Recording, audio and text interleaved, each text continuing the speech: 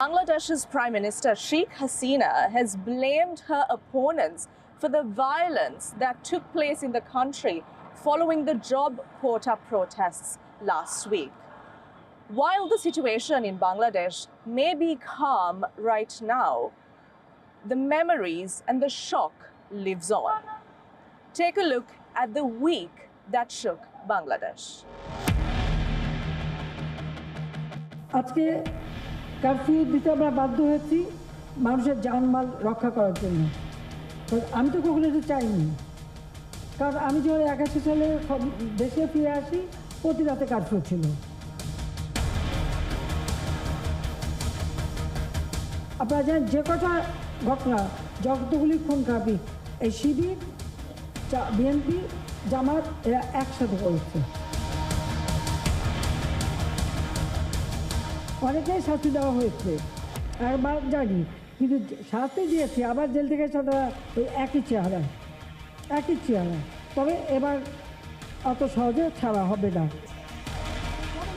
After 1 week of turmoil in Bangladesh, Prime Minister Sheikh Hasina has put the blame for violence on her political opponents. Hasina's comments came a day after the country's top court scaled back most job quotas and the nation showed signs of crawling back to normalcy. A week of student-led protests against quotas for government jobs killed nearly 200 people. Clashes between protesters and security forces prompted the government to shut down internet services, impose a curfew and deploy the army. The curfew has now been lifted. There's a tense calm that says there's still an anger simmering below the surface.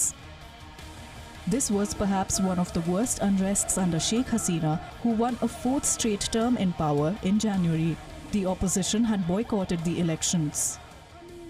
Prime Minister's remarks on the whole incident and blaming us, being BNP mainly, is totally baseless.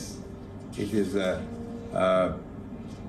full of vengeance, because they have been trying always to defame BNP, which is a totally democratic party and a liberal democratic party. Unfortunately, this has become the trend of our Malik and the party leaders to blame everything for everything, BNP for everything. There's the political blame game on one hand and real-life tragedy on the other. The scars run deep.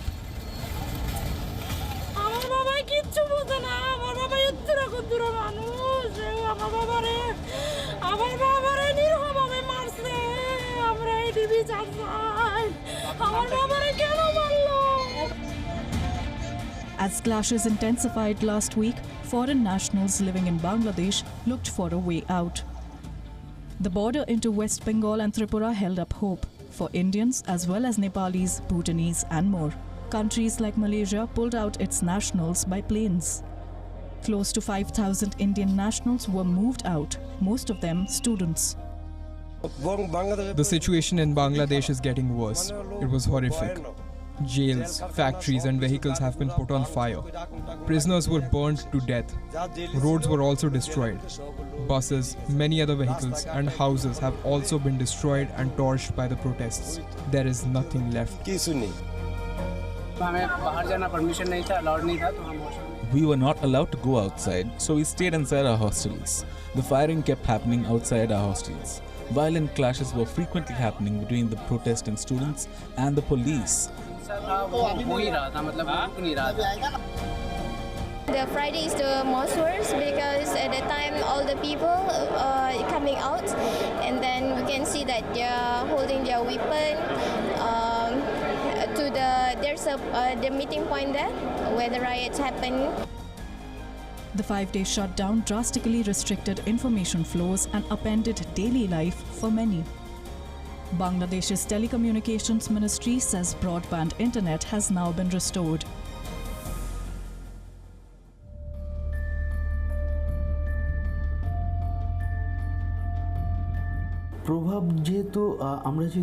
As our work is international, we are fully affected by the internet shutdown. If I talk about my own situation, I'm facing a loss of around $330 every day. 39,000 revenue loss. I was in the telecom industry for 22 years. I've never seen something like this.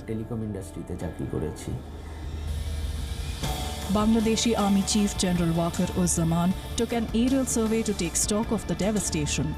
In many areas, he says redevelopment will have to start virtually from scratch. The total loss is indescribable. I don't know how long it will take to get over this loss. Amid an economic downturn and high youth unemployment, a situation like this pushes Bangladesh to the brink. Can Sheikh Hasina put the nation back together?